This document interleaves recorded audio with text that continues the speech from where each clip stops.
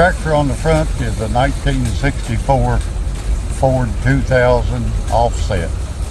And I know there's a lot of 2000 Fords around, but there's very few that's offset. If you look at that tractor, you'll see that the steering wheel, brake pedals, and everything is offset, just like a Farmall Super A or a 140 or something of that nature.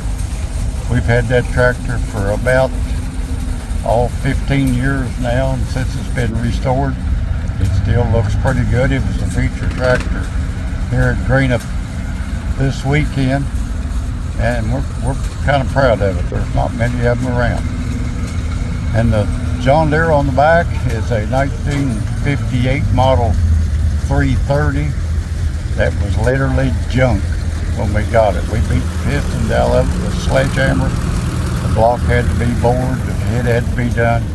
It don't have one original bearing or one original seal in it from the front to the back. Motor, transmission, rear end, final drives, all have been replaced. It was a bucket of rust.